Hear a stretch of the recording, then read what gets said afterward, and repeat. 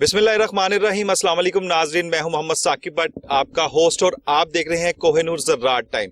Kohinoor ज़राअत time पे आपको पता है कि हम लोग उन ऑफिसर से आपको मिलवाते हैं महकमा ज़राअत पंजाब के, जो कि आपके लिए बहुत ही इल्म का ख़जाना लेकर आते हैं, क्योंकि वो अपने ही इल्म में माहिर हैं, माहिर साइंटिस्ट हैं, कोई ऑफिसरान हैं। महकमा ज़राअत पंजाब किस तरह काम कर रहा है ये आपको हम लोग पिछले भी प्रोग्राम्स में दिखा चुके हैं और आगे हम लोग आपको दिखाते रहेंगे। और काशगर से ये हम रिक्वेस्ट करते रहेंगे कि महकमा ज़राअत पंजाब के साथ मिलकर काम करे, क्योंकि महकमा ज़राअत पंजाब आपके लिए काम कर रहा है। क्योंकि महकमा ज़राअत पंजाब के जो अफसरान हैं, जितने भी यहाँ पे हैं, हज़ारों की तादाद में हैं, फील्ड असिस्टेंट से लेके डायरेक्टर जनरल तक, वो सारे आपके लिए काम कर रहे हैं। वो सब आपके लिए हैं।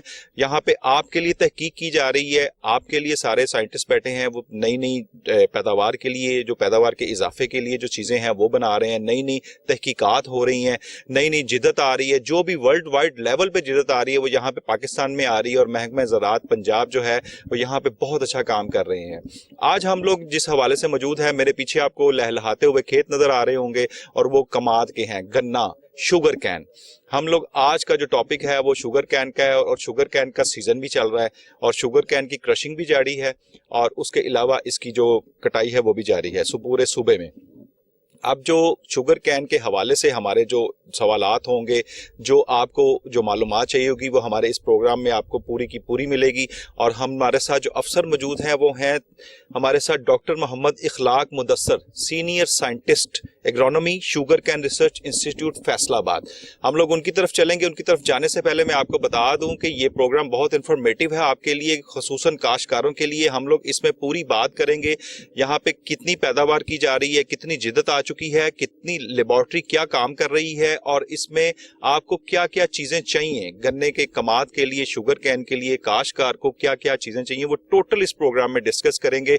और अब चलते हैं हम लोग अपने गेस्ट की तरफ, डॉक्टर इखलाक साहब की तरफ। डॉक्टर इखलाक साहब हमारे साथ मौजूद हैं। अस्सलाम वालेकुम सर। जी वालेकुम अस्सलाम व रहमतुल्लाह। क्या हाल है सर? ठीक है जी अल्हम्दुलिल्लाह, बिल्कुल ठीक ठाक। सर, बहारिया कमाद का मौसम है और इसकी सारी सोइंग हो रही है, जो भी सारा अपना सिस्टम चल रहा है, इसका कटाई हो रही है, शुगर कैन का पूरा सीजन चल रहा है। और शुगर कैन के हवाले से मेरा सबसे पहला आपका सवाल होगा, बल्कि सवाल करने से पहले मैं नाज़रीन को बताऊंगा कि हम लोग काश्तकारों के लिए ये प्रोग्राम कर रहे हैं। काश्तकार हजरात जो है इससे बहुत मुस्तफीद होते हैं, तो आप लोग भी काश्तकारों के लिए काम कर रहे हैं। तो सबसे पहली तो बात है कि हमें ये बताएं कि यहाँ पे हमारा जो एरिया है गन्ने का, कमाद का, ये कितना एरिया और हम कितने एरिया पे काम कर रहे हैं, और आगे जो शुगर मिल्स हैं वो कितनी मुस्तफीद हो रही हैं, और कितनी शुगर मिल्स हैं हमारे सूबे पंजाब में, और कितनी चीनी बन रही है। बिस्मिल्लाहिर्रहमानिर्रहीम। इदारा तहकीकात कमाद जो अयूब रिसर्च फैसलाबाद के अंदर ये काम कर रहा है, ये 1978 से काम कर रहा है गन्ने की तहकीकात पे। और इसमें हमारे पास जो रिसर्च का एरिया है वो 100 एकड़ का फार्म इधर हमारे पास फैसलाबाद में मौजूद है, जबकि 46 एकड़ का जो फार्म है वो हमारे साउथ पंजाब में खानपुर स्टेशन पे है। तो ये तकरीबन 146 एकड़ का जो हमारे दोनों फार्म्स हैं ये काम कर रहे हैं। हमारा जो बेसिक काम है इसमें, हमारा काम ये है कि हमने जो है ना इस कौम को चीनी की जो है ना वो ज़रूरियात उसको पूरा भी करना है। और हमारी जो रोज़ बरोज़ बढ़ती हुई जो शुगर इंडस्ट्री है, क्योंकि आप देखें पूरे पाकिस्तान में तकरीबन 89 शुगर मिल्स काम कर रही हैं, और जिनमें से पंजाब में 46 शुगर मिल्स काम कर रही हैं। और उन सारी शुगर मिल्स को हमने जो है ना जितनी उनकी रिक्वायर्ड कह लें कि क्रशिंग कैपेसिटी है, उसके हिसाब से हमने उनको गन्ना प्रोवाइड करना है। तो ये हमारा ऑब्जेक्टिव है कि हमने नई नई किस्में देनी है, और साथ साथ नई नई प्रोडक्शन टेक्नोलॉजीज देनी है कि फार्मर किस तरह गन्ने की ज़्यादा से ज़्यादा पैदावार ले सकता है।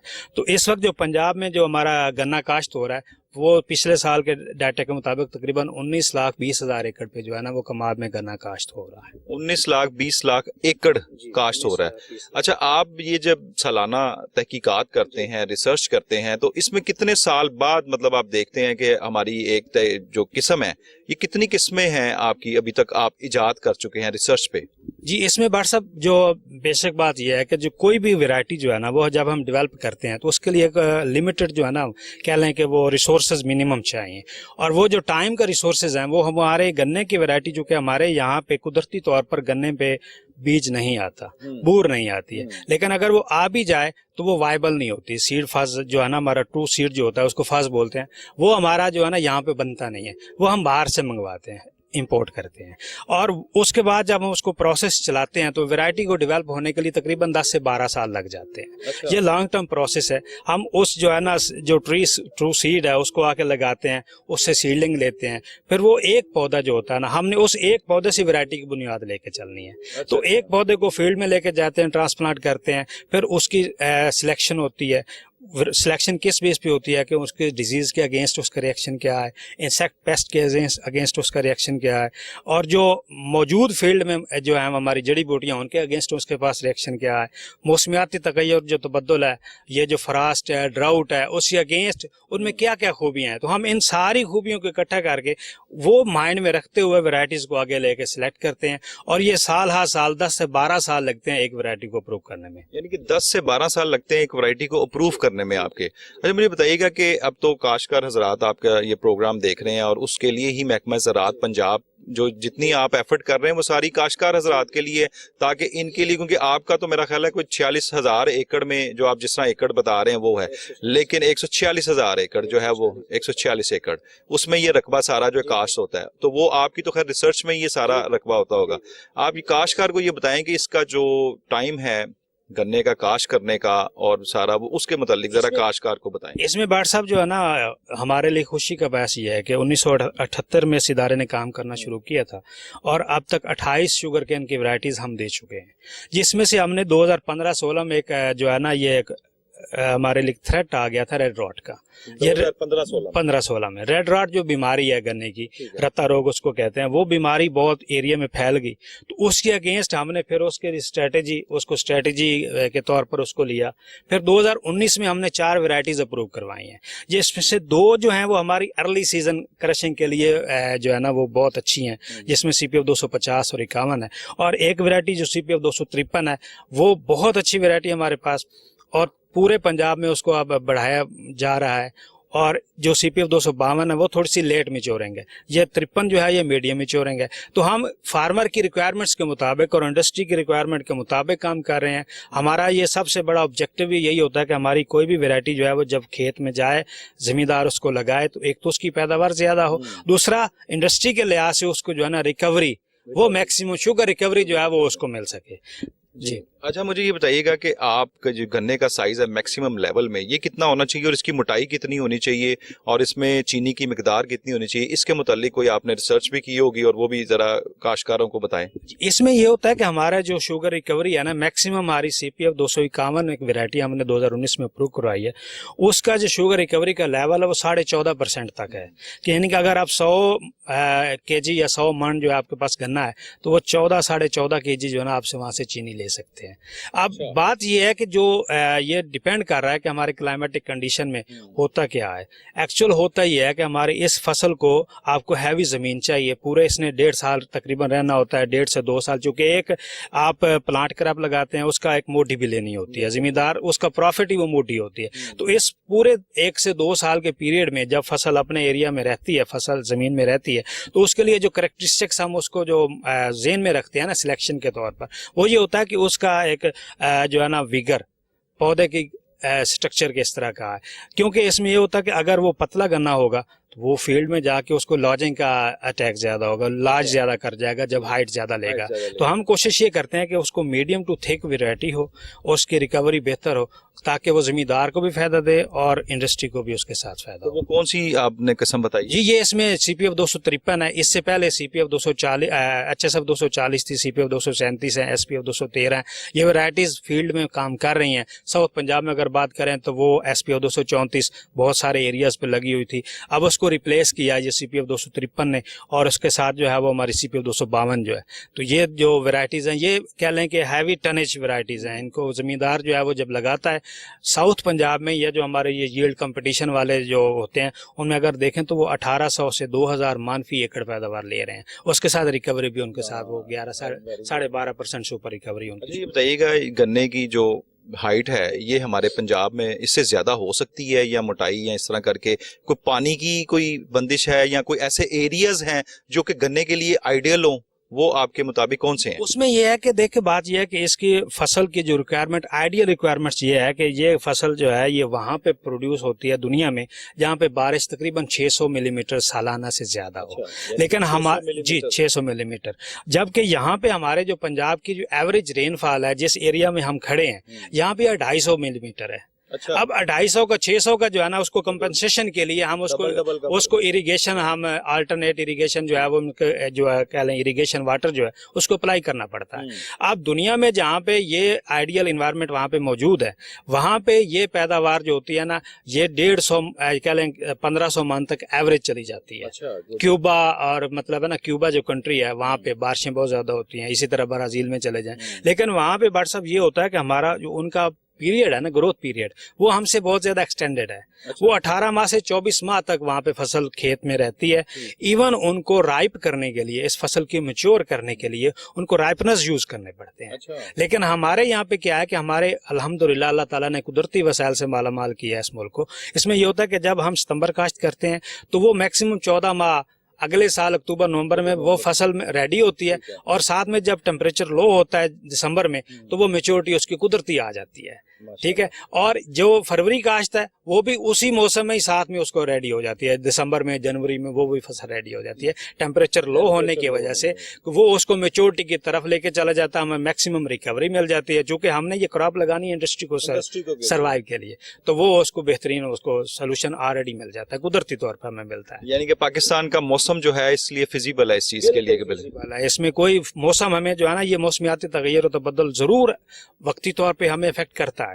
मसलन जब पिछले साल 2022 की बात करें तो मार्च अप्रैल में जो टेम्परेचर राइज हुआ मार्च से अप्रैल में, ठीक है, तो उसमें क्या हुआ कि हमारी जर्मिनेशन अफेक्ट हुई, उसके साथ टिलरिंग अफेक्ट हो गई, नंबर ऑफ टिलर जो मिलेबल केन्स थे वो अफेक्ट हुए। लेकिन जो बच गए, जो वहां पे सरवाइव कर गए, बाद में आने वाली बारिशों ने उसको सपोर्ट कर दिया। तो वो जो है हमारी पैदावार इंशाल्लाह पिछले सालों से इस साल भी कम नहीं होगी।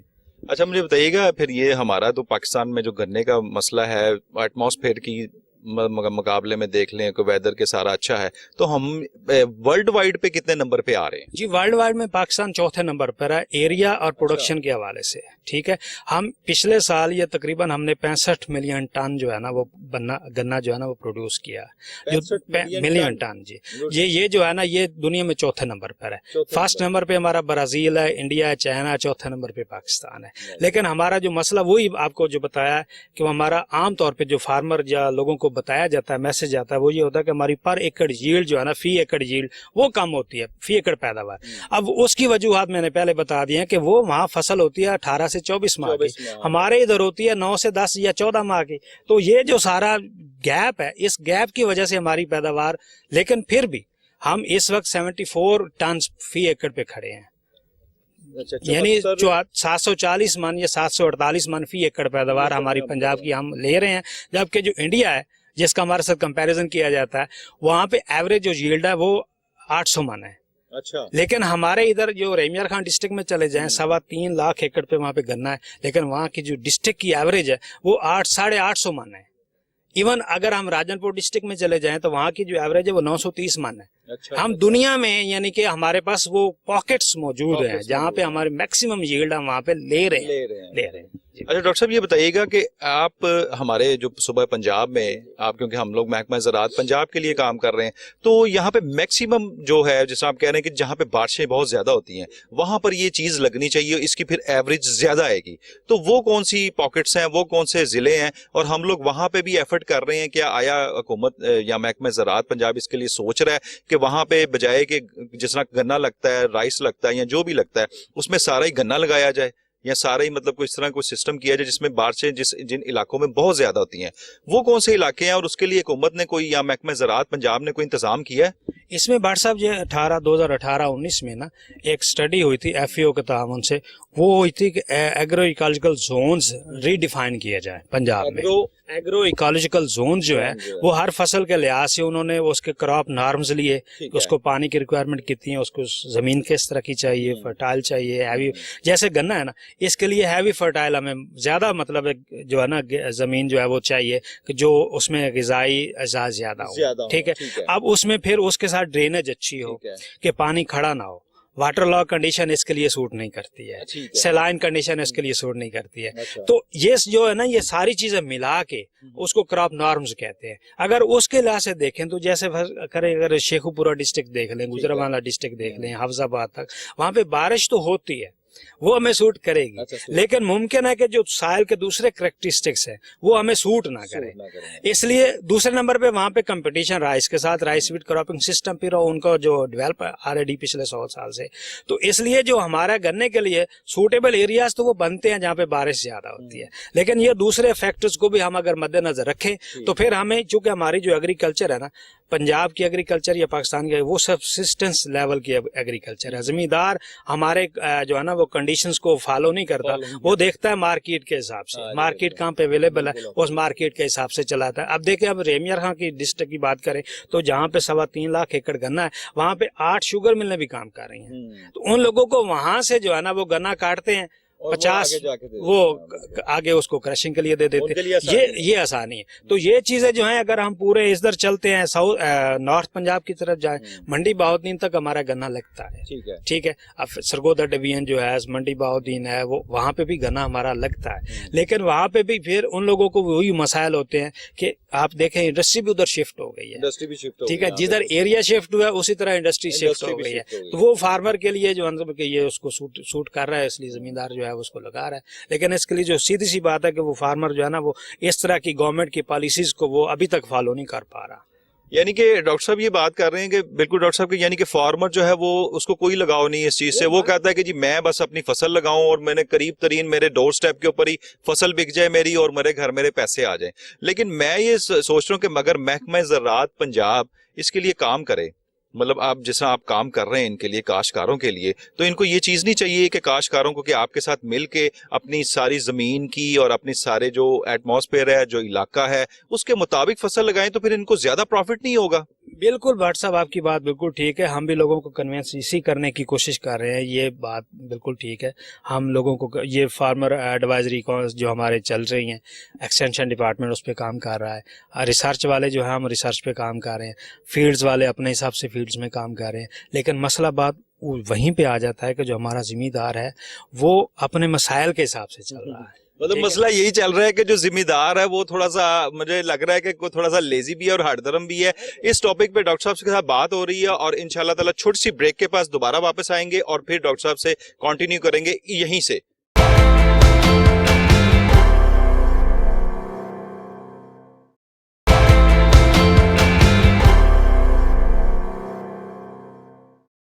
वेलकम बैक नाजरीन, और आप देख रहे हैं कोहिनूर ज़राअत टाइम। हमारे साथ डॉक्टर साहब हैं और डॉक्टर साहब जो हैं, इनसे बात हो रही थी काश्तकारों के मुतालिक। काश्तकार थोड़ी सी हरदर्मी का मुजाहरा कर रहे हैं और महकमा ज़राअत के साथ तावन नहीं कर रहे। तो वो डॉक्टर साहब ने बताया कि हम लोग बड़ी कोशिश कर रहे हैं और काश्तकारों की बैठक भी होती है, किसान लाइव बैठक्स होती हैं, वो सारी चीज़ें कर रहे हैं। इसके बारे में भी बात होती रहेगी और काश्तकार हजरात को भी हम लोग यही मतलब कि सजेस्ट करेंगे और कि महकमा ज़राअत पंजाब के साथ आप मिलकर काम करें। मेरे पीछे अगर आप देख रहे हो कि बेलना नजर आ रहा होगा आपको, जो जिससे गन्ना निकलता है और उससे फिर रो बनती है। इसके मुतालिक पूछेंगे कि डॉक्टर साहब आप ये बताएं कि यहाँ पे आपने क्यों ये लगाया, कि कोई इसकी तजर्बा कर रहे हैं या कोई इस तरह की इसकी भी कोई साइंस है तो जरा बताएं। ऐसे ही है कि जब गन्ने की फसल चूंकि हम लगाते हैं जूस के लिए, ठीक है, जूस एक्सट्रैक्शन के लिए ये केन क्रशर हम यूज करते हैं, जिसको हम आम जबान में तो बेलना ही कहते हैं। अब ये 1934 का यहाँ पे इंस्टॉल्ड है, जहाँ जब से ये स्टेशन बना है। तो हमारा जो इसका जो मकसद है, पर्पज, वो ये होता है कि हमारी कोई भी वैरायटी जब हम अप्रूव करवाते हैं ना, उसके लिए हमने 15 अक्टूबर से लेके 15 मार्च तक उसकी क्रशिंग करके उसका पूरा शेड्यूल देते हैं। वो उस बेस पे ही उसको रिकमेंड करते हैं कि ये अर्ली मैच्योरिंग है या मीडियम मैच्योरिंग है या लेट मैच्योरिंग है। तो वैरायटी डेवलपमेंट के लिए जो है ना, ये क्वालिटी एनालिसिस जो है उस जूस का, कि उसमें रिकवरी कितनी है, उसमें फाइबर कितना है, उसकी जनाब उसमें जो है ना शुगर कंटेंट्स कितने हैं, उसको ये बेसिक टूल है। तो ये इस वजह से जो है ना, इसको यहाँ पे जो भी हमारे सैंपल्स होते हैं, जो हम यहाँ पे एक्सपेरिमेंट्स कर रहे होते हैं वैरायटी डेवलपमेंट के भी और इवन दूसरे एक्सपेक्ट्स पे, बीमारी वाले भी या इंसेक्ट वाले भी या क्वालिटी खुद जो है बजाते खुद क्वालिटी को चेक करने के लिए हम वो फिर हर 15 दिन बाद पीरियोडिकल एनालिसिस करते हैं। तो ये इसलिए हमने यहीं पे इंस्टॉल किया हुआ है। तो ये हमारा पूरा जो है सेटअप, वो हम इसको क्रश करते हैं, फिर जूस लेकर जूस के इसकी फिर आगे लैब में जाके उसको उसके क्वालिटी एनालिसिस करते हैं। यानी वही हुआ, हर क्वालिटी का आप जो वक्त आता है फिर उसकी यहाँ पे आप सारी वो, क्योंकि जूस तो हमने लेना है ना, तो जूस एक्सट्रैक्शन के लिए ये बेसिक है। ये हमने मतलब यहाँ से जूस एक्सट्रैक्ट लिया, फिर वो जूस लेकर फिर लैब में चले गए, वहाँ पे हम उनके जो है ना उसके मुख्तलिफ जो है पोलैरीमीटर से पोल रीडिंग ले ली, उसके ब्रेक्स हाइड्रोमीटर जो है उसने ब्रेक्स रीडिंग दे दी। इस तरह हम उसको कैलकुलेट करके फिर हम रिकवरी बना के देते हैं। बिल्कुल ठीक है। देख रही काश्तकार हजरात, अगर देख रहे हो मेरा प्रोग्राम तो आप देख रहे हैं कि महकमा ज़राअत पंजाब आपके लिए कितना ट्रांसपेरेंट होकर काम कर रहा है, कितना मुखलसाना तौर पे काम कर रहा है। एक एक चीज़ का, यानी कि आप जितनी इनकी इकसाम है, उनकी पैदावार है, वो इकसाम पैदावार की सारी जो है गन्ना लेते हैं, यहाँ से जूस निकालते हैं, जूस निकाल के उसका फिर एनालिसिस होता है, उसमें कितना फाइबर है, कितनी शुगर है, ये सारी चीज़ें किसके लिए? ये सारी चीज़ें हैं काश्तकार के लिए। तो मेरा ख्याल है कि काश्तकार को मिल के काम करना चाहिए। तो आइए हम लोग आगे चलते हैं जहाँ पे गन्ना क्रश हो रहा है, और वहाँ पे जाके आपको दिखाएंगे कि क्रशिंग किस तरह होती है, और डॉक्टर साहब से और भी सवालात पूछेंगे और सारी जो है ना वो चीज़ें आपको बताएंगे काश्तकारों को जो उनके लिए मुस्तफीद हो। आइए चलते हैं जी नाजरीन, हम लोग इस वक्त मौजूद हैं अयूब रिसर्च इंस्टीट्यूट के Faisalabad sugar cane technology laboratory में, और लेबॉर्ट्री में हमारे साथ मौजूद है डॉक्टर अब्दुल मजीद साहब जो सीनियर साइंटिस्ट हैं। इनसे बात करेंगे और शुगर कैन की ये जो आपको मशीनरी सारी नज़र आ रही है, तो मैं तो मेरा ख्याल है कोई पहली दूसरी दफ़ा ही देख रहा हूँ, इसके मुतालिक जो है वो मुझे बताएंगे डॉक्टर साहब। जी अस्सलाम वालेकुम डॉक्टर साहब। वालेकुम सलाम। डॉक्टर साहब, ये लिखा हुआ है कैन शेरिडर, ये किस काम आता है और आप किस तरह इसका पूरी लेबॉर्ट्री किस तरह चला रहे हैं? पहले तो इसकी बेस हमें बता दें लेबॉर्ट्री की कि आप किस तरह चला रहे हैं। जो हमारा वैरायटी डेवलपमेंट जो प्रोग्राम है ना, उसमें हम वैरायटी अप्रूव करने के लिए उसका क्वालिटी एनालिसिस लाजमी होता है। उसकी भी शुगर रिकवरी कितनी है, उसका फाइबर उसमें कंटेंट कितने है, उसकी ब्रिक्स कितनी है, उसमें टोटल सॉल्युबल साल्ट्स कितने हैं। तो इस प्रोसेस को करने के लिए ये हमारे पास केन श्रेडर मशीन है।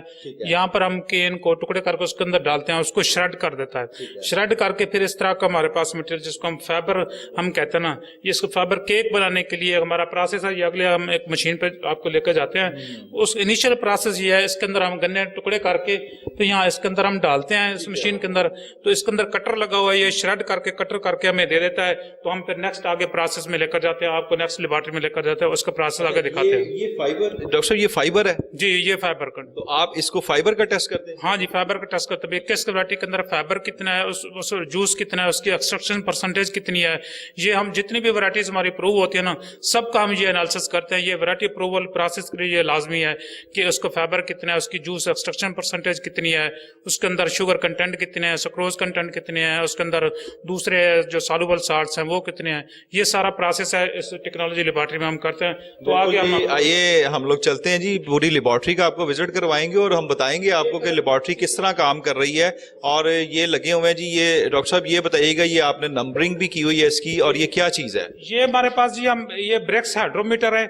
इससे हम जो हमारे पास शुगर केन का जूस आता है हम यहाँ पर डालते हैं, तो इसको हम डिप कर देते हैं। इससे हम ना नोट करते हैं हमारी ब्रेक्स इसके अंदर कितनी है, इसको हम कहते हैं टोटल सॉल्युबल साल्ट्स।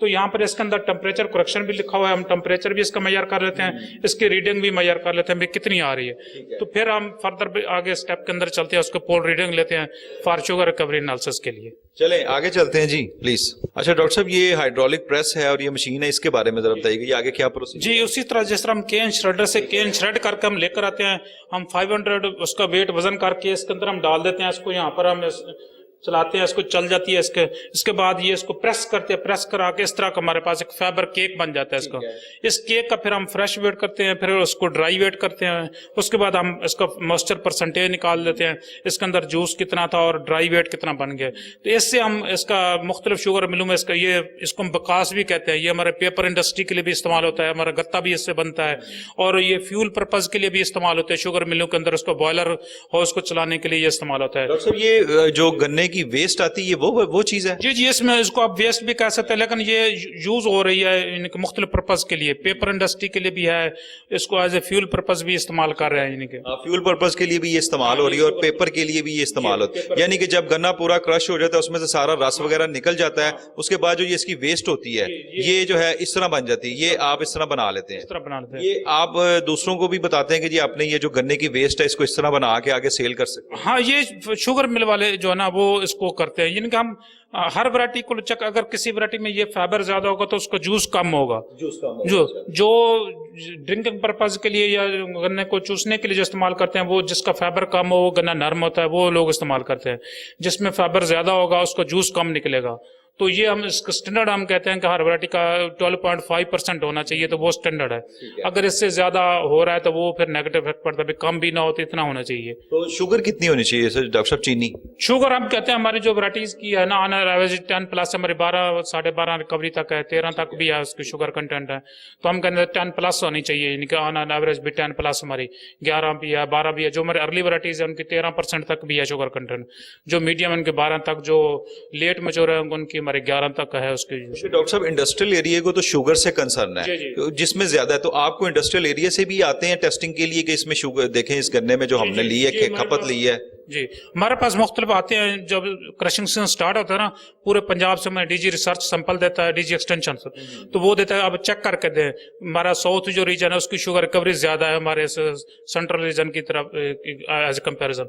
तो वहां पर हमारे अगर 13 रिकवरी आ रही है तो यहाँ पर हमारे 12 रिकवरी, 12.5, यानी 0.5 से 0.7 तक 0.25 का डिफरेंस आता है। जो अर्ली वैराइटीज है उनके ज्यादा है, फिर मीडियम की कम है, फिर जो लेट मैच्योर है उनकी और कम होती है उसमें रिकवरी। डॉक्टर साहब आगे मशीनरी है हमारे पास जो आगे आप दिखाएंगे, आइए जी आगे चलते हैं।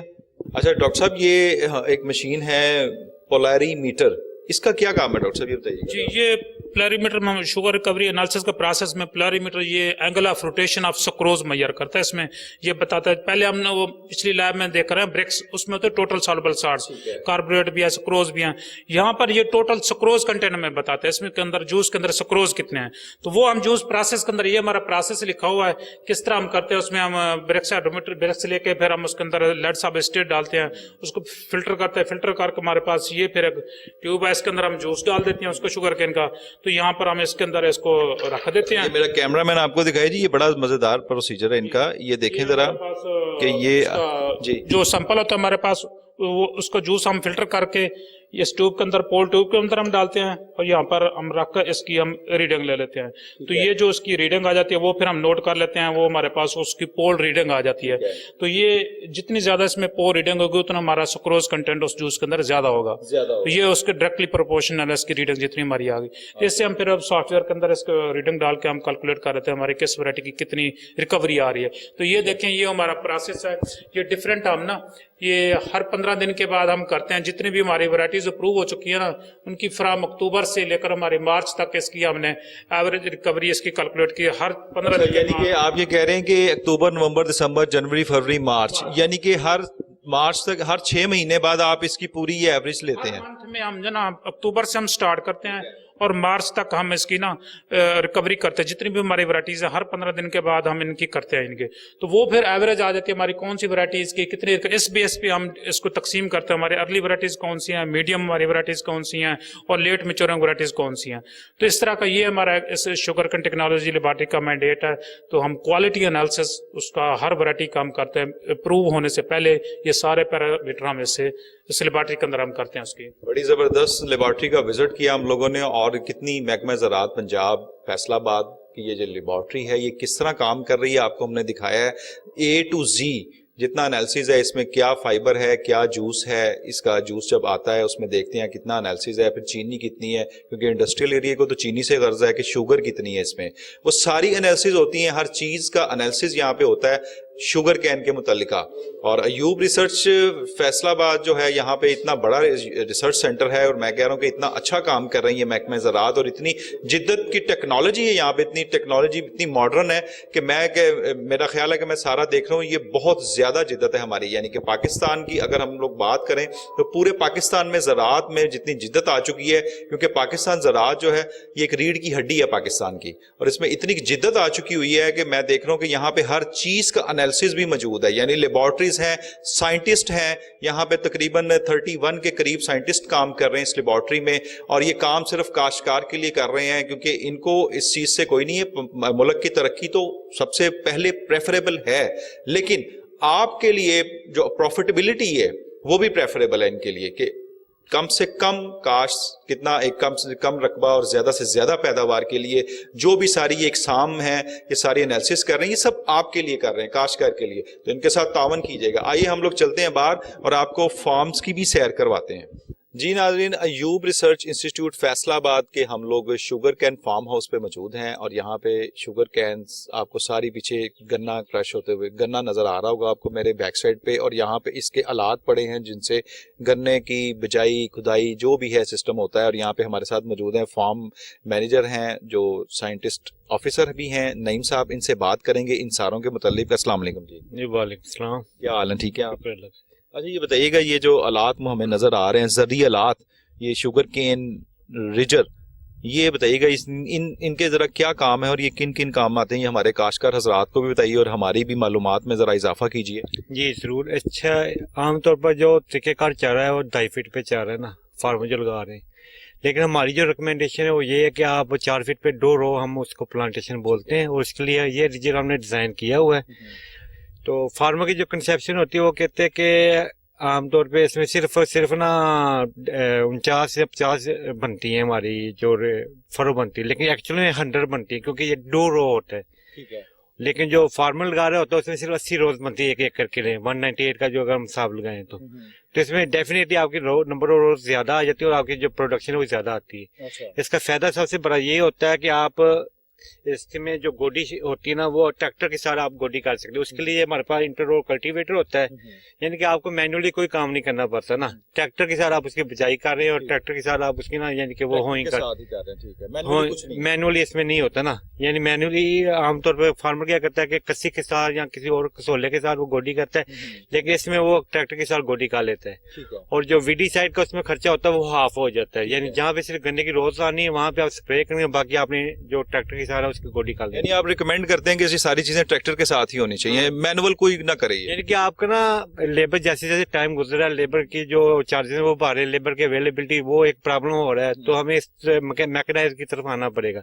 अब इसकी जो एडवांस फॉर्म आ रही है वो हमारे पास जो प्लांटर है जो हमारे बैक साइड पे नजर आएगा आपको, ये मैकेनिकल प्लांटर है। इसमें क्या करते हैं हम तकरीबन 3 से 4 घंटे में ना ये पूरा 1 एकड़ लगा लेते हैं और इसमें 2 से 3 बंदे इन्वॉल्व होते हैं। ठीक है जी।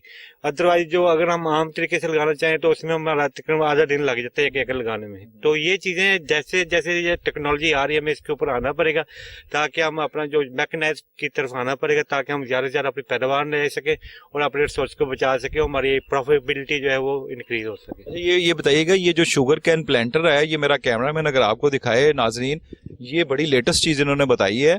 तो ये मैनुअली अगर कोई काम कर रहा हो जो मैन पावर के साथ, उसमें कितनी देर लगेगी और इसकी कितनी देर लगेगी पर एकड़? इसमें तकरीबन 3 से 4 घंटे में ना आप एक एकड़ लगा लेते हैं बड़ी इजीली। लेकिन बाकी जो आम तरीकेकार होता है उसमें आपके लेबर भी ज्यादा इन्वॉल्व होती है, तकरीबन आपका आधा दिन लग जाता है एक एकड़ लगाने। यानी कि ये टाइम भी सेविंग है, आपका लेबर भी सेविंग है, आपकी जो रिसोर्स है वो भी सेव हो रही होती है, यानी कि ये सारी सेविंग है। और सबसे बड़ी बात है टाइम सेविंग की, टाइम सेविंग है। और मतलब यहाँ पे लेबर आपकी सेव हो जाती है, लेबर पता नहीं मिलती है नहीं मिलती, क्या सिस्टम होता है? काफी प्रॉब्लम लेबर, क्योंकि लोग ना शिफ्ट हो रहे हैं दूसरी चीजों की तरफ, तो इस तरफ ना हमें कम से कम लेबर अवेलेबल होती है ना, लोग यानी कि पढ़ाई की तरफ जा रहे हैं, बाकी अच्छे से जो है उनको रिसोर्स मिल रहे हैं काम करने के लिए, तो इसकी जो एग्रीकल्चर की लेबर दिन ब दिन कम होती चली जा रही। तो मैंने देखा नईम साहब, वो लेबर जो है वो वैसे भी हमारे हार्डराम हो रहे हैं। पिछले दौर में तो माशाल्लाह किसान होते थे और वो मैनुअली हल चलाते होते थे और बड़ा वो जो सुबह से शुरू होना उन्होंने और रात तक हल चलाते रहना, ना गर्मी ना सर्दी कुछ भी नहीं है। आजकल के जो मेरा ख्याल है एनवायरनमेंट है वो सारी गाँव में भी चेंज हो गए हैं, शहर में तो खैर बिल्कुल ही चेंज हो गए हैं और गाँव में भी मेरा ख्याल है कि ये सारी चीजें चेंज हो गई हैं। इन जरिए हालात आने की जो जिद्दत टेक्नोलॉजी है इसकी वजह से भी मेरा ख्याल है ये भी मैटर करती है। ये भी है। दूसरा ना आप एग्रीकल्चर अब कमर्शलाइज हो चुकी है, अगर आप रवायती तरीके चलते रहे, क्योंकि उस वक्त पॉपुलेशन हमारी कम थी, अब पॉपुलेशन हमारी ज्यादा है, उसको फीड करने के लिए हमें ना मैकेनाइज की तरफ आना पड़ेगा। तो ये अब वो चीजें जो आउटडेटेड चीजें उससे हमें जान छूट के और नई चीजों की तरफ हमें आना पड़ेगा, तभी हम जो है ना अपनी पॉपुलेशन को फीड कर सकते हैं। सर फार्म्स की पूरी जिम्मेदारी आपके पास है, और क्या क्या आप समझते हैं कि इसमें आप लोग मतलब जिद्दत ला रहे हैं, या क्या क्या आपको कोई फैसिलिटीज की कोई किल्लत है, या क्या आप समझते हैं इसमें कोई जिद्दत आनी चाहिए और मजीद आनी चाहिए? इसमें कुछ हमारी जो अपना टेक्निकल फोर्स है वो थोड़ी कम है, क्योंकि काफी लोग रिटायर हो चुके हैं, नए रिक्रूटमेंट नहीं हो रही, तो वो होनी चाहिए। बाकी काम माशाल्लाह ठीक चल रहा है यहाँ पे। अच्छा मुझे ये बताइएगा, जो ये ज़रूरी हालात हैं इनकी जो जिद्दत है, ये हम वर्ल्ड वाइड से अगर कंपैरिजन करें तो क्या है, मतलब कि जो आपके पास इस वक्त ज़रूरी हालात यहाँ पे मौजूद हैं वो वर्ल्ड वाइड पे उसी तरह ही है? जिस तरह कि आप एक मिसाल मैं आपको दे रहा हूँ, जिस तरह पे आईफोन का मॉडल आता है, अब इस वक्त इतनी जिद्दत आ चुकी है, तो जहाँ पे पाकिस्तान में वर्ल्ड लेवल पे पूरे लॉन्च होता है, वहाँ पे पाकिस्तान पे भी उसी दिन लॉन्च हो जाता है। तो आया कि ये भी हमारे पास पूरी जदीद मशीनरी मौजूद है ज़राअत के हवाले से? जी, उसमें ना हमें अपने जो एग्रो इकोलॉजिकल चीजें ना, हमारा जो सिस्टम है जो जिसमें हमारी अपने पार्टीशन होती चली जा रही है, छोटे लैंड होल्डिंग है हमारी, वहाँ पे फॉरेन कंट्री में बड़ी लैंड होल्डिंग होती है, वहाँ पे मैकेनाइज जो प्लांटर भी होते हैं, हार्वेस्टर भी होते हैं, लेकिन हम यहाँ पे नहीं कर सकते। हमें जो टेक्नोलॉजी या मशीनरी डेवलप करनी पड़ती है वो हमें अपने लोकलाइज जो है ना फार्मर को, कम्युनिटी को देखते हुए ना करनी पड़ती है, ताकि वो उससे ज्यादा से ज्यादा फायदा उठा सके। उसमें आगे क्या क्या कर सकते हैं वो हमें देखना पड़ता है कि कितनी लैंड होल्डिंग है, कितने रिसोर्सेज हैं, उस हिसाब से हम वो ना फिर हम डिजाइन करते हैं। नहीं साहब, माशाल्लाह फार्म संभाल रहे हैं आप, और गन्ने की जितनी भी काश्त है, जितनी भी किस इकसाम है वो आपके हाथ से गुजर रही है सारी। क्या समझते हैं सबसे अच्छी इकसाम जो गन्ने की है वो काश्तकार को कौन सी जो है वो काश्त करनी चाहिए? देखिए लिटरली ये कह रहा कि एक एग्जाम है वो गलत होगा, हर इलाके के लिए डिफरेंट एग्जाम्स होती हैं, ठीक है। एक जगह पे अच्छी परफॉर्म करे, दूसरी जगह पे माइट पॉसिबल ना वो करे, तो हर इलाके के लिए हम इसको बोलते हैं साइट स्पेसिफिक वैरायटीज हमने डेवलप की हुई हैं, तो वो आप लगाएं अपने इलाके में, कम से कम 3 से 4 वैरायटी लाजमी आप लगाएं, क्योंकि जरूरी नहीं होता कि एक वैरायटी अच्छा परफॉर्म करे हर जगह पे। 3 से 4 लगाएंगे तो फिर आपको पता चलेगा कि मेरी कौन सी अच्छी वैरायटी जो है ना वो बेहतर परफॉर्म करे, उसको ज्यादा रकबे भी लगा लें, लेकिन साथ साथ दूसरी भी आप लगाएं। एक वैरायटी के ऊपर कभी भी इत्तफा नहीं करना, यानी कि काश्तकार हजरात को ये चाहिए कि एक ही वैरायटी पे इत्तफा ना करें, और इनके ऊपर जो भी महकमा ज़राअत पंजाब यहाँ पे अयूब रिसर्च इंस्टीट्यूट फैसलाबाद में बहुत बड़ा शुगर कैन का एक फार्म हाउस है, ये कितने एकड़ में है नहीं साहब बताइए? ये 111 एकड़ है हमारे, जिसमें हमारी ये इनके रोड्स भी आ जाते हैं, सारा कुछ तकरीबन समझ लें कि 100 एकड़ के करीब ना हमारा ये एरिया आ जाता है जिसमें हमारा गन्ना लगता है और बाकी फसलें। अच्छा, 100 एकड़ के करीब यहाँ पे जो गन्ना काश्त हो रहा है इनका यहाँ पे लगता है, और वो ये तजर्बाती बेसिस पे है, यानी कि यहाँ पे पूरी जो नई तहकीकात की जाती हैं, लेबॉर्ट्री का भी विजिट आप कर चुके हैं। लेबॉर्ट्री इतनी जदीद किस्म की लेबॉर्ट्री है, इसमें हर किस्म की सहूलियात मौजूद हैं लेबॉर्ट्री में। और यहाँ पे भी जो फार्म के हवाले से अगर नईम साहब बात कर रहे हैं तो सारी फार्म में यहाँ पे पूरी इकसाम लगाई गई हैं, और जैसा काश्तकार को भी सजेस्ट कर रहे हैं, और मेरा ख्याल है काश्तकार को सजेस्ट करने के लिए आपके मेरा ख्याल है प्लेटफॉर्म्स भी काफ़ी खुले हैं, पूरे सूबे भर में प्लेटफॉर्म्स खुले हैं काश्तकार के लिए। और जितनी भी मतलब आप समझें कि अपने अगर पिछले प्रोग्राम्स की तरफ चलते हैं हम लोग, तो वहाँ पे आपकी सॉइल टेस्टिंग और वाटर टेस्टिंग सारी चीज़ें मौजूद हैं आपकी, यानी कि इस वक्त आपके पास जस्ट मेरा ख्याल है कि मेरे जैसा बंदा भी अगर काम करे ना ये ज़राअत का, तो वो कामयाब है, क्योंकि महकमा ज़राअत पंजाब की मदद के साथ समझ लें कि आप पूरी अपनी ज़मीन की काश्त भी कर सकते हैं, और मतलब प्रॉफिटेबिलिटी भी बहुत अच्छी आएगी। और इस वक्त ब्रेक का टाइम है, छोटी सी ब्रेक के बाद दोबारा आएंगे, और दोबारा हम लोग डॉक्टर इखलाक साहब की तरफ जाएंगे और उनसे थोड़ा सा कुछ जानने की कोशिश करेंगे छोटी सी ब्रेक के बाद।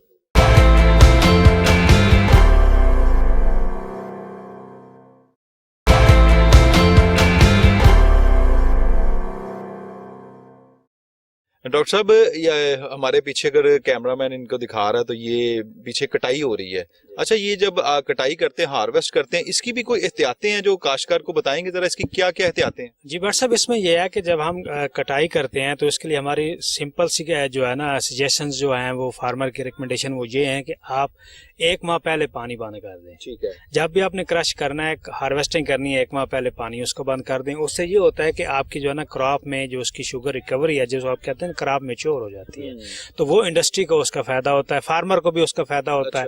दूसरा ये ये होता है कि जब आप पानी देर तक लगाते रहते हैं, पानी को नहीं रोकते, तो उसमें ये होता है कि आपकी क्रॉप जो है ना लाजिंग का जो है ना खतरा बढ़ जाता है, गिरने का गिर जाती है। गिरने से और जो है ना वो चूहे पड़ जाते हैं, वो और फसल का नुकसान हो जाता है। तो इस लिहाज से जो है ना हमारी ये मेन होती है। दूसरा ये होता है कि जब आपने जिस फसल की आपने रटून रखनी है यानी मोटी रखनी है, उसके लिए आप ये करें कि आप उसको सतह जमीन से ही उसको काटें। अच्छा, सतह जमीन से ही काटें या हाफ इंच जो है ना उसको नीचे से काटें। उससे ये होगा कि आपकी जो है ना स्प्राउटिंग, जो आपकी रटून मोटी में आएगी तो वो स्प्राउटिंग बेहतर हो जाएगी।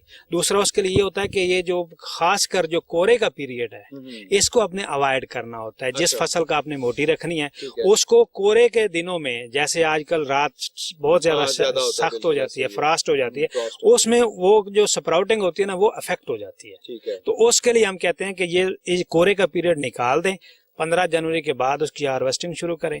उससे क्या होगा कि उसकी स्प्राउटिंग भी बेहतर हो जाएगी और इक्वल जो है ना आगे स्प्राउटिंग होगी और रटून जो है ना आपकी बेहतर हो जाएगी। बड़ी जबरदस्त बात। इसके अलावा व्हाट्सएप जो इसमें जो मैसेज है फार्मर के लिए, किसान के लिए, वो ये है कि आप जो है आप ऐसे करें कि आप आगे फरवरी काश्त हमने कमार लगाना है, उसके लिए भी एहतियातें जरूरी हैं। ठीक है, इसमें एहतियात ये है कि आप ज़मीन को इस लिहाज से तैयार करें, जैसे आपने पहले मशीनरी का हमने विजिट करवाया नईम साहब ने, उसमें यह है कि आप ज़मीन के पहले जो फसल के पहले पुराने मुड हैं उनको डिस्टर्ब करें। उसके लिए आप जो है ना वो मतलब है कि चिजल प्लो का इस्तेमाल करें, चिजल प्लो चलाएं, उसके बाद डिस्क हैरो चलाएं ताकि जो आपके मुड हैं पुरानी फसल के वो निकल जाएं। उसके बाद यह है कि आप उस ज़मीन को लेवल करें, कोशिश करें कि चिजलिंग कराएं हर 3 साल बाद। लेकिन चूंकि फसल गन्ने की जो होती है वो आपने 1 साल मोटी रखनी होती है और 1 साल उसने प्लांट खराब रहना, 2 साल उसने जमीन में रहना है। तो उसके लिए आप जब भी कमाद लगाएं उसके लिए हमारी रिकमेंडेशन ये है कि आप उसको चिजलिंग लाजमी करें, क्रॉस चिजलिंग करें, 2 बार जमीन को चिजल कर लें। उससे ये होता है कि आपकी जो जमीन है वो नीचे से 1.5 से 2 फुट तक तैयार हो जाती है। और फिर आप जो तरीका काश्त की बात करेंगे तो उसमें यह है कि आपका जो 4 फीट वाला गवर्नमेंट या इस इदारे का जो रिकमेंडेड जो है ना मतलब प्लांटिंग पैटर्न है उसको आप फॉलो करें। अब आमतौर पे व्हाट्सएप ये होता है कि जो हमारा जमींदार है ना वो 2.5 फीट पे काश्त करता है और जमीन की तैयारी भी वो करता है कल्टीवेटर से, आम कल्टीवेटर से। और वो कल्टीवेटर जो होता है वो जमीन को तैयार करता है 7 से 8 इंच, जबकि चीजल जब चलाना है तो जमीन तैयार होनी है 1.5 से 2 फुट। ठीक है, जो फसल के लिए फायदेमंद है। अब उसको क्या होगा कि जब आप 7 से 8 इंच जमीन को तैयार करेंगे उसमें आप फसल लगाएंगे 2.5 फीट पे, तो उसमें 2-3 डिसएडवांटेजेस आ जाते हैं। एक तो उसका रूट जो है ना वो नीचे डीप जाती नहीं है तो उसके गिरने के इम्कान बढ़ जाते हैं। दूसरा 2.5 फीट में ये होता है कि आप उसमें गोडी जो है ना, गोडी या नलाई जो है वो ट्रैक्टर से नहीं कर सकते। अच्छा, उसको आप मैनुअल करना पड़ता है, वो फिर आमतौर पर जमींदार वो करता भी नहीं है। जब आप 4 फीट पे काश्त पे आते हैं तो आप क्यों क्या करते हैं कि आप जमीन की गहरी पहले तैयारी कर ली, ठीक है, उसके में जो 4 फीट पे आपने रिजेस निकाल ली, 4 फीट पे रिजेस निकालने के बाद आपने जो समय के साथ समा जोड़ के, जैसे नईम साहब ने बताया कि आप डुअर रो लगाते हैं तो उसमें आपकी जो नंबर ऑफ लाइंस हैं वो भी 100 हो जाती हैं और सीड भी आपका पूरा हो जाता है। बट सबसे जो गन्ने का जमींदार है ना उसके लिए सबसे बड़ा मैसेज जो इस इदारे से वो यही है कि आप सीड की जो है ना क्वांटिटी उसको कम ना करें। जमींदार हमारा चाहता है 50 से 60 मन सीड इस्तेमाल और पूरा एकड़ लगे, जबकि हमारी जो रिकमेंडेशन है वो 100 से 120 मन की है। अब सीड ही आता होगा तो प्लांट पॉपुलेशन कैसे पूरी होगी, और प्लांट पॉपुलेशन जब पूरी नहीं होगी तो आपकी पैदावार कभी नहीं बढ़ सकती। इसलिए अच्छा, इसके साथ दूसरा है कि आप कौन सी वैरायटी लगाएं, जैसे नईम साहब ने आपसे डिस्कस किया उसमें यह है कि आप गैर दरियाई जो इलाके हैं, गन्ना दोनों जोन में लगता है, एक दरिया के साथ साथ चलता है, चिनाब के साथ साथ, इधर रावी के साथ साथ, फिर आगे सिंध के साथ साथ, उन एरियाज में वो वैरायटीज लगाएं जिन पे रेड रॉट रेजिस्टेंस है। मसलन CPF 237 में है, उसमें SPF 213 है, उसमें HSF 240 है, ये पुरानी वैरायटीज है। नई वैरायटी में CPF 253 है, ठीक है, आप वो उसको टेस्ट करें। और जो गैर दरियाई हैं उनमें आपके पास ऑप्शन जो बच जाते हैं वो है CPF 246 है, 247 है, 248 है, 249 है, 250 या 251, फिर 252 दोनों जोन में लग सकती है, 253 दोनों जोन में लग सकती है। ये जो है ये CP 77-400 हमारी पुरानी वैरायटी है, बहुत अच्छी एरियाज में चल रही है। आप उन वैरायटीज को साथ साथ रखें, ये सारा कम्बिनेशन चलाएंगे, वो प्रोसीजर वही होगा, वो एक वैरायटी पे डिपेंड नहीं करना, कम्बिनेशन चलाएंगे। उसमें ये होगा कि आपके फार्म पे जो बेस्ट परफॉर्म करे उसका एरिया बढ़ा लें, उसको साथ साथ चलें, ताकि ये जो फिर उसमें ये होता है कि फरवरी काश्त में ही जब आप 4 फीट पे ज़मीन तैयार करते हैं, 4 फुट पे लगाते हैं, तो आपके पास 2 से 2.5 फीट का बेड बच जाता है। उस पे आप कोई ना कोई इंटरक्रॉप लगा सकते हैं, वेजिटेबल की इंटरक्रॉपिंग हो सकती है, उसमें आप मूंग और माश की इंटरक्रॉपिंग हो सकती है, ये सोयाबीन की मतलब है ना, उसमें इंटरक्रॉपिंग हो सकती है। ये आप इकोनॉमिक बेनिफिट के लिए ज़मींदार उसको भी यूटिलाइज कर सकता है। यानी कि जिम्मेदार के पास इतनी अच्छी ऑप्शंस हैं आपकी तरफ से कि आप, अच्छा, जिम्मेदार को हम लोग बताते भी हैं सारा कि इसकी ज़मीन कैसी है, इसका पानी कैसा है, इसका सारा सिस्टम है, वो सारी चीज़ें बताते हैं। और जिस तरह आपने बात की दरियाई इलाका और गैर दरियाई इलाका, उसमें आपने सारी क्रॉप्स जो है मेरा ख्याल बता दी हैं, ये सारी कि जी आप ये चीज़ें, ये फसल इस्तेमाल करें, ये नंबर्स इनके आपने बता दिए हैं। और नाज़रीन, बड़ी अच्छी बात है, मेरा ख्याल है कि डॉक्टर साहब के साथ मेरी बड़ी अच्छी गुफ्तगू हुई। डॉक्टर साहब ने, डॉक्टर इखलाक साहब ने हमारे साथ मौजूद थे और बहुत अच्छी गुफ्तगू की। इन्होंने बड़े अच्छे आपको फ़ायदे बताए इसके, बड़े अच्छे मशवरे दिए। और मेरा ख्याल है कोई ऐसी बात नहीं रह जाती कि काश्तकार को इस चीज़ का ना पता लग सकता हो कि गन्ने की काश्त किस तरह करनी है। यानी कि इनके साथ रह के मुझे भी प्रोग्राम में सारा पता लग गया कि गन्ने की काश्त किस तरह करनी है। गन्ने की काश्त का जो तरीक़ेकार है A to Z, यानी कि जहाँ से वो शुरू करें और जहाँ से एंड करें, वो सारा डॉक्टर साहब ने हमें बताया, नईम साहब ने भी बताया। फिर हम लेबॉर्ट्री में गए, वहाँ विज़िट किया। आपने देखा कि महकमा ज़राअत पंजाब में कितनी जिद्दत आ चुकी है और कितनी जिद्दत के साथ ये काम कर रहा है आपके लिए, और ये सिर्फ काश्तकारों के लिए काम कर रहा है। जिस तरह अभी डॉक्टर साहब फरमा रहे थे कि जी जिस तरह काश्तकार हजरात जो हैं वो अपनी बात करते हैं, यानी कि अपनी ही बात करते हैं, मनमानी करते हैं किस्म का, मैं कहूँगा इस चीज़ को, तो वो चीज़ काश्तकार को नहीं करनी चाहिए। यहाँ पे आके जिस तरह अभी बताया, दरिया वाली ज़मीन, गैर दरिया वाली ज़मीन, अपनी ज़मीन का, अपने पानी का और ये चीज़ों का सारों का टेस्ट करवाएं। और जो ज़मीन में मेरा ख्याल है जो फसल बोनी चाहिए, जो रिकमेंडेड हो महकमा ज़राअत पंजाब की तरफ से, वो फसल आपको बोनी चाहिए। इसके साथ ही अपने होस्ट मोहम्मद साकिब भट्ट को इजाज़त दीजिए। मिलते हैं फिर एक नए प्रोग्राम के साथ। उस वक्त के लिए अल्लाह हाफिज़।